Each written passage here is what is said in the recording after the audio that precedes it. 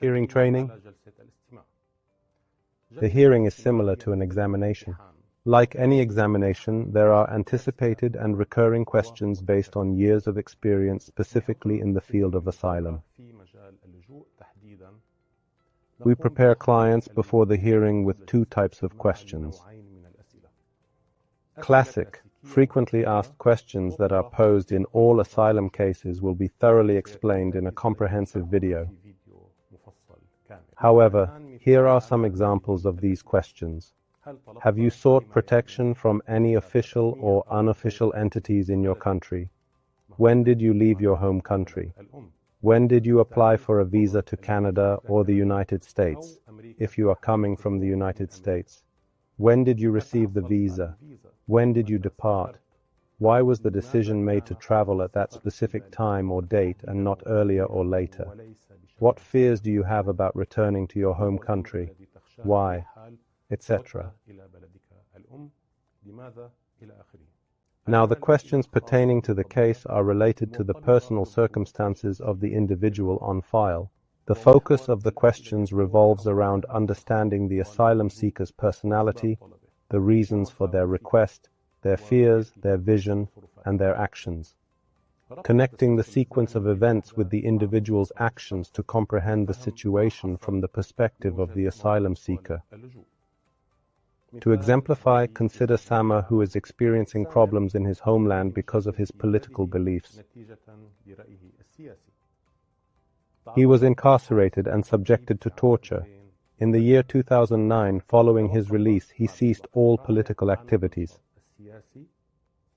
He spent the remainder of his life in Canada after arriving in the year 2023, where he sought asylum based on his past experiences. In this case, the events that transpired in 2009 are not deemed a sufficient ground for granting asylum. The crucial question in the session is what you fear if you return to your country, and the focus is always on the future. The absence of issues from 2009 until now indicates that there is no impending danger. Of course, the scenario has been greatly simplified for the sake of clarity, and please refrain from using this example as legal advice. Here's another instance where we'll again use the name Samer. Samer applied for a visa to Canada in the year 2020. He was granted the visa within the same year, which is valid for a duration of 5 years. He had issues with the authorities due to his political views and was detained in 2002. He was subsequently released and then rearrested in 2022.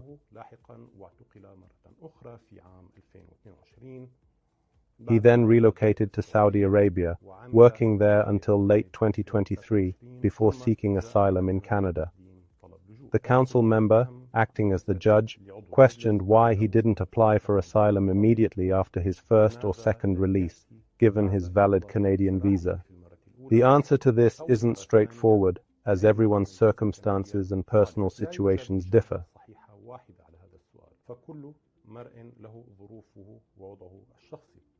A third scenario, Sama, another traveler with the same name, obtained a Canadian visa in 2016, valid for 7 years. The remaining validity of the passport. Sama was politically active from the year 2011 until 2013. He experienced security harassment in 2019 during his visit to his home country for annual vacations, as he had been employed in Saudi Arabia since 2011. Sama left his country and returned in 2020, only to be detained for 2 days without any given reason or charges. He had some mild political commentary and opinion during that period. The incident happened again in 2021 and 2026, and by 2023 he had sought asylum in Canada. The most crucial questions concern the reasons for returning to the home country despite the presence of security threats. What prompted him to seek asylum? Why was this specifically timed with visits to the home country? Understanding these details or points is vital for decision-making. Here, we collaborate with the client to comprehend the objectives and elucidate them from the initial phase, which involves crafting the narrative. We then proceed with the development of the story until it is fully fledged and detailed. It addresses all the questions that we anticipate the judge might have, as they are crucial for making a decision in such a scenario.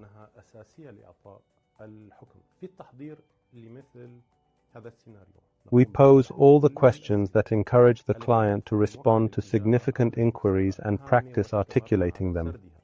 The process of explaining and narrating is a skill that one gains through practice in school. As pupils, we learned composition to use language to portray a scene, emotions, or an event. Ever written a piece filled with errors in the first draft? Yet, after a couple of revisions and discussions, the text greatly enhances.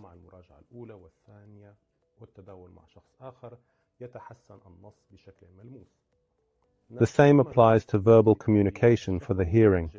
Practicing responses and defending a specific idea or argument improves with practice.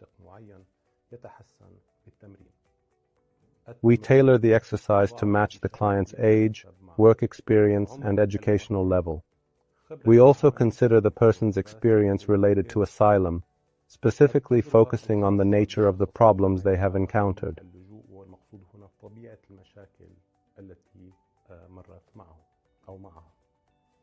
They listen, making preparation and practice vital before the hearing. Our preparation begins the moment we seek asylum, as we anticipate the journey's end and how each action could result in acceptance or denial.